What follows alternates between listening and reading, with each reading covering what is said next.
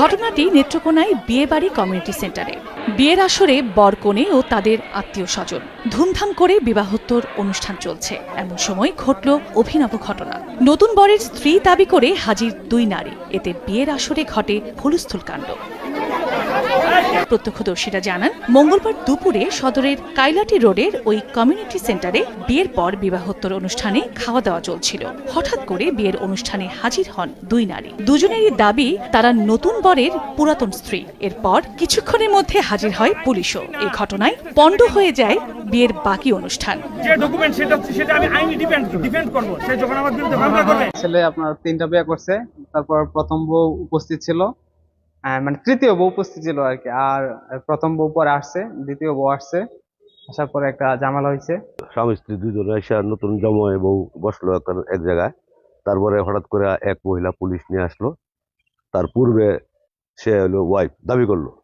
সাথে সাথে উনি বললেন যে আরেকজনও আছে, উনিও পরে আসতেন, যে বলছেন যে আমিও তার বিবাহিত দ্বিতীয় স্ত্রী।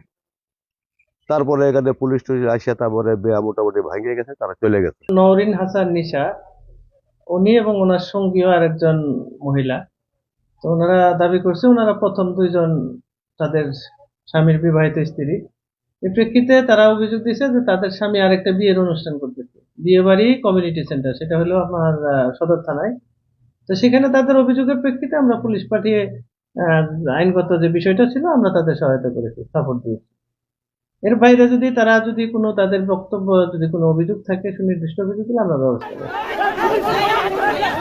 নেত্রকোনার মদন উপজেলার মাখনা গ্রামের বর সাজ্জাদ হোসেন সুনামগঞ্জ জেলার ধর্মপাশা উপজেলার সহকারী প্রাথমিক শিক্ষা কর্মকর্তা। তার দাবি, ওই নারীদের মধ্যে একজন তার তালাকপ্রাপ্ত স্ত্রী আর অন্যজন আত্মীয়। দুইটা মেয়ে আসছে।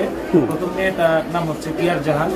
তো তার সঙ্গে হচ্ছে মানে আমার যে কোনোভাবেই হোক বিয়ে হওয়ার পরে তার সঙ্গে আবার আমার ডিভোর্সও হয়ে যায়। হ্যাঁ, 2021 সালে ডিভোর্স হওয়ার পরে পিয়ার জাহান সে আমার নামে নারী নির্যাতন মামলা করার পরে সেটাকে কোর্ট থেকে খারিজ করে দেয় এবং সেই কোর্টটার এই আদেশের বিরুদ্ধে সে হাইকোর্টে রিভিউ পিটিশন দাখিল করে, যেটা এখন হাইকোর্টে পড়ে আছে।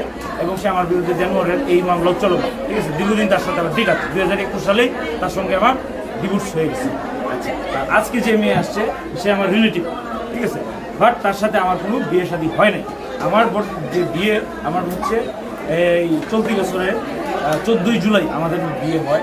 তো সেই বিয়ের পরে আজকে দীর্ঘদিন পরে হচ্ছে আমরা একটা রিসেপশনে, কারণ যেহেতু আমরা চাকরি করি আমাদের ছুটির ছাটা খুব কম পাওয়া যায়, তো সেই ক্ষেত্রে আজকে রিসেপশনের আয়োজন করা হয়েছে এবং এখানে আত্মীয় স্বজন সবাই দাওয়াত খাইতে উপস্থিত হয়েছে। এখানে বিয়ে আমার জুলাইয়ের 14 তারিখে বিয়ে হয়ে গেছে।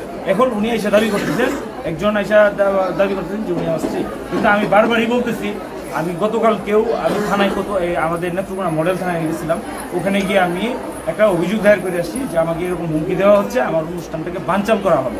হ্যাঁ, তো এই উদ্দেশ্যে আসছে। এবং আজকেও যখন আসছে ওনারা বলতেছে যে অনুষ্ঠান বন্ধ রাখতে হবে। কথা হচ্ছে আমি একজনকে দাওয়াত দিচ্ছি, এখানে কোনো রাষ্ট্রবিরোধী কার্যকলাপ হচ্ছে না, কোনো ব্যক্তিবিরোধী কার্যকলাপ হচ্ছে না, এখানে কোনো ব্যক্তিবিরোধী প্রচারণা হচ্ছে না, এখানে সম্পূর্ণ সামাজিকভাবে।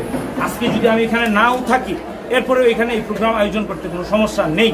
তো এরপরেও আমাকে সামাজিকভাবে হেয় অপদস্থ করার জন্য তারা এখানে সমবেত হয়েছে এবং আমাকে উদ্দেশ্যপ্রণোদিতভাবে সবার সামনে অপমান অপদস্থ করা হয়েছে। আমি আত্মীয় স্বজনের কাছে অত্যন্ত ছোট হয়েছি, লাঞ্ছিত হয়েছি। আমি কোর্টের প্রতি শ্রদ্ধাশীল, আইনের প্রতি শ্রদ্ধাশীল।